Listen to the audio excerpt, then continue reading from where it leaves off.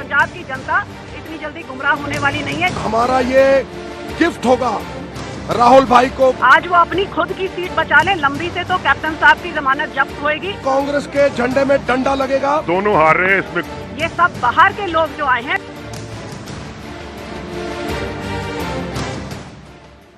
तो वाकई ईवीएम में किस्मत कैद हो चुकी है। नमस्कार, आपके साथ मैं हूं लावनी श्रीवास्तव और आप देख रहे हैं न्यूज लाइव। पंजाब और गोवा में मतदान खत्म हो चुका है, संपन्न हो चुका है। कुछ जगहों पर अगर ईवीएम की खराबी को छोड़ दिया जाए तो दोनों ही राज्यों में ओवरऑल शांतिपूर्ण तरीके से वोटिंग हुई है।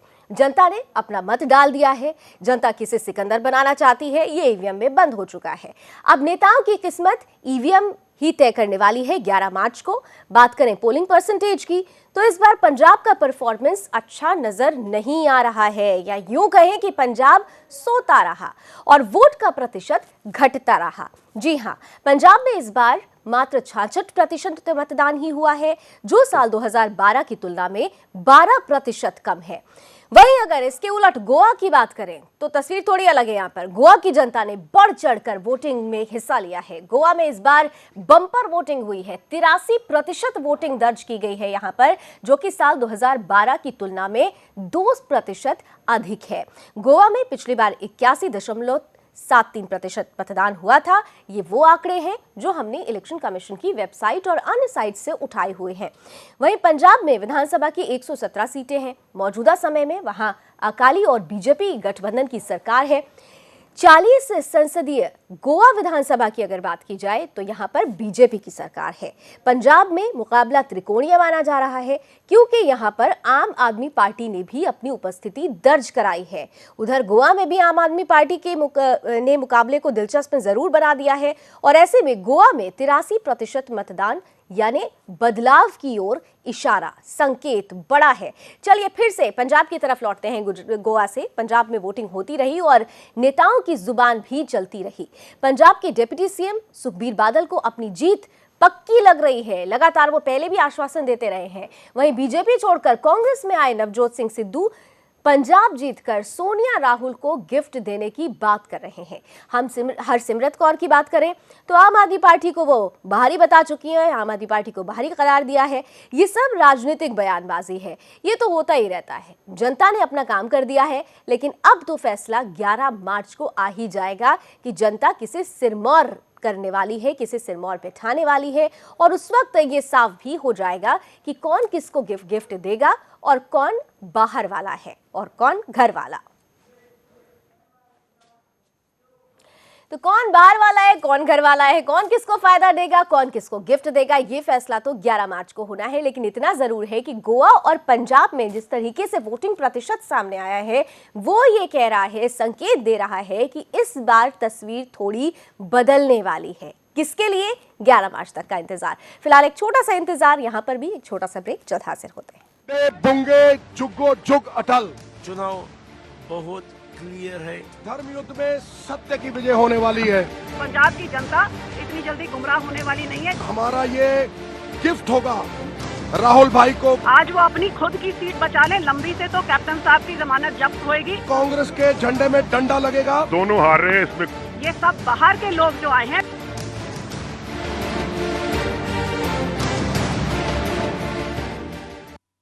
बुंगे जुगो जुग अटल। चुनाव बहुत क्लियर है। धर्म युद्ध में सत्य की विजय होने वाली है। पंजाब की जनता इतनी जल्दी गुमराह होने वाली नहीं है। हमारा ये गिफ्ट होगा राहुल भाई को। आज वो अपनी खुद की सीट बचा ले, लंबी से तो कैप्टन साहब की जमानत जब्त होएगी। कांग्रेस के झंडे में डंडा लगेगा। दोनों हार रहे हैं इसमें। ये सब बाहर के लोग जो आए हैं।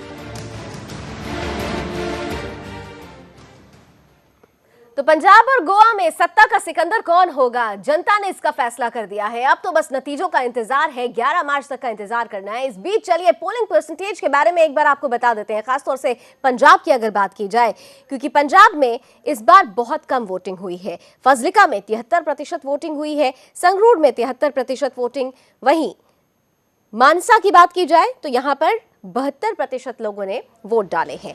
फतेहगढ़ साहिब की बात की जाए, बीजेपी का खासतौर से यहां पर गढ़ माना जाता है, 72% यहां पर वोटिंग परसेंटेज नोट किया गया है। वहीं फिरोजपुर में 71%, अमृतसर में 58% वोटिंग हुई है।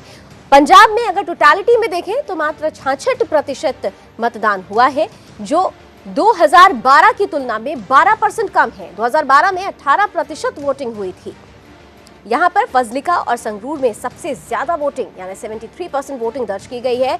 वहीं रोपर में सबसे कम 56% वोटिंग दर्ज की गई। खासतौर से पंजाब का चुनाव इस बार इसलिए भी महत्वपूर्ण था क्योंकि अकाली बीजेपी गठबंधन के लिए साख बचाने का सवाल था, कांग्रेस के लिए कमबैक करने का सवाल था, तो आम आदमी पार्टी को अपने को राष्ट्रीय स्तर पर फैलाने के लिए भी एक विकल्प था, एक रास्ता था। इन तीनों में जनता ने किसे सिकंदर माना है, इसका फैसला तो ईवीएम में अब कैद हो चुका है। लेकिन इस बीच तमाम पार्टियों के अपने अपने दावे, अपने अपने जीत के आश्वासन भी जारी हैं।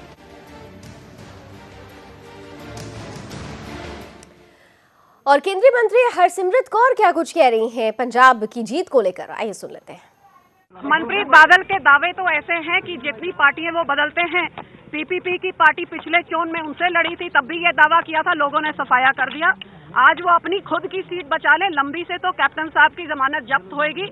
ये सब बाहर के लोग जो आए हैं, लंबी में भी आज वो बाहर के लोग आए हैं। एक एमएलए है दिल्ली से, दूसरा कैप्टन साहब अपनी एमपी की सीट छोड़ के, पटियाले के लोगों को छोड़ के इधर लोगों को बहकाने आए हैं। लोग इससे बहुत सचेत हैं। जहां तक जलालाबाद की सीट है, वो तो आज शाम के 4 बजे के बाद वो दोनों नजर नहीं आएंगे, क्योंकि दोनों sitting of member of parliament अपनी सीट छोड़ के नहीं, सिर्फ लोगों को गुमराह करने के लिए। दिल्ली की पंजाब की जनता इतनी जल्दी गुमराह होने वाली नहीं है। जो जहां से अपना घर छोड़ के आया है, झूठे वादे करके आए हैं, उनको वहां पे आज शाम को अच्छी तरह से भेज देंगे। तो हरसिमरत कौर सीधे तौर पर कांग्रेस और आम आदमी पार्टी को भारी करार देते हुए, लेकिन जो पंजाब के लोग हैं उनको नशा मुक्त पंजाब चाहिए था, उसे कौन पूरा करने वाला है और किसको उन्होंने चुना है। इस बीच कुछ प्रतिक्रियाएं और भी आई। क्रिकेटर हरभजन सिंह ने वोट डाला और वोट डालने के बाद उन्होंने मीडिया के सामने क्या कुछ कहा, आइए सुन लेते हैं। देखिए, हम कहते हैं कि पंजाब के हर नौजवान जो है वो बाहर चले जाते हैं। वो इसीलिए चले जाते हैं यहाँ क्योंकि उनके पास रोज़गार नहीं है।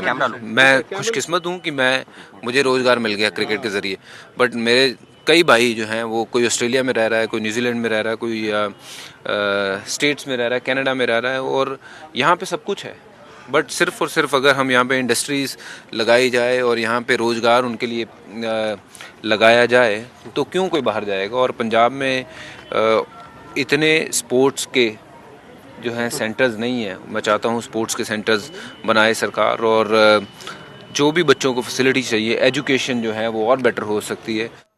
तो पंजाब के युवाओं को रोजगार, पंजाब के युवाओं का माइग्रेशन रुके, पंजाब नशा मुक्त हो, ये वो महत्वपूर्ण मुद्दे थे जिन्हें तमाम पार्टियों ने अपने मैनिफेस्टो में डाल रखा था, उसकी व्याख्या कर रखी थी। लेकिन व्याख्या कितनी लोगों को समझ में आई है और लोगों का रुझान किसके तरफ रहा, नतीजा तो 11 मार्च को आएगा। फिर भी कुछ लोगों से बातचीत करने की कोशिश की गई और उनके रुझान को समझा गया। देखते हैं पंजाब की जनता आखिर आज के वोट को लेकर क्या कुछ कहती हुई नजर आई।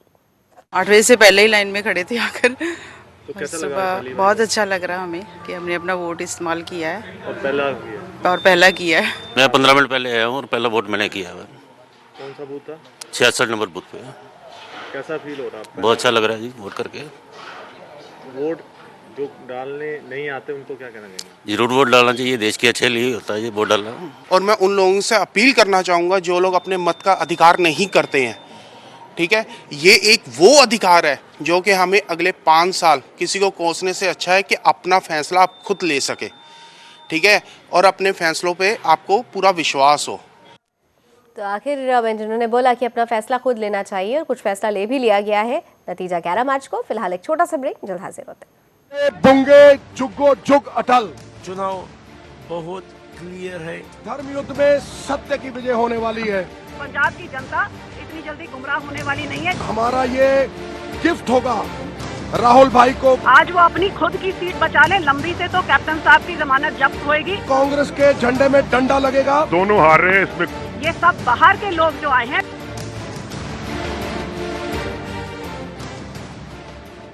बुंगे जुगो जुग अटल। चुनाव बहुत क्लियर है। धर्म युद्ध में सत्य की विजय होने वाली है। पंजाब की जनता इतनी जल्दी गुमराह होने वाली नहीं है। हमारा ये गिफ्ट होगा राहुल भाई को। आज वो अपनी खुद की सीट बचा ले, लंबी से तो कैप्टन साहब की जमानत जब्त होएगी। कांग्रेस के झंडे में डंडा लगेगा। दोनों हार रहे हैं इसमें। ये सब बाहर के लोग जो आए हैं।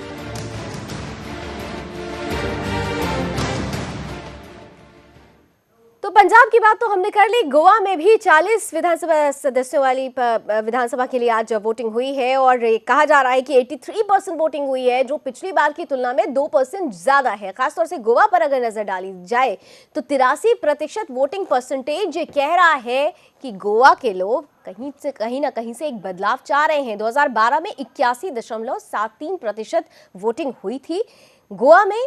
इस बार खास तौर से जो 83% वोटिंग हुई है, गोवा में बीजेपी की सरकार है। यहाँ पर बीजेपी के अंदर अंतर्द्वंद भी देखा गया था। साख का सवाल है, दोबारा वापसी करना चाहती है कांग्रेस। कम बैक करने के लिए कैसीनो मुद्दा उठाया, पर्यटन में कमी का मुद्दा उठाया। वहीं तीसरी ओर आम आदमी पार्टी भी विकल्प के तौर पर लोगों के बीच में मौजूद थी। आम आदमी पार्टी ने एलिस गोम्स को अपना सीएम कैंडिडेट बनाते हुए यहाँ पर कांग्रेस के वोट में सेंधमारी करने की कोशिश की, लेकिन इन कोशिशों में किसकी कोशिश साकार हुई इसका तो अब नतीजा आने के बाद ही इसकी तस्वीर साफ हो पाएगी। किस्मत जो है वो फिलहाल कैद कर दी गई है ईवीएम में। तो चलिए, ईवीएम में किस्मत कैद हो गई। अब आपको सबको 11 मार्च तक का इंतजार करना पड़ेगा। गोवा और पंजाब का सिकंदर कौन होगा? बहरहाल इस बीच अब नजर सीधे तौर पर होने वाली है उत्तराखंड और उत्तर प्रदेश के चुनाव पर, जहां पर तमाम पार्टियों की साख सीधे तौर पर दांव पर लगी हुई है। वहां का सिरमौर कौन होगा, इसे लेकर भी हम फिर हाजिर होंगे। फिलहाल अभी के लिए बस इतना ही, लेकिन देश दुनिया की तमाम खबरों के लिए आप जुड़े रहिए सुदर्शन न्यूज के साथ। जय हिंद। बुंगे जुगो जुग अटल। चुनाव बहुत क्लियर है। धर्म युद्ध में सत्य की विजय होने वाली है।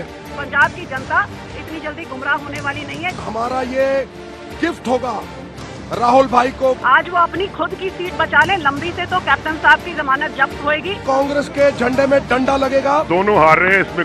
ये सब बाहर के लोग जो आए हैं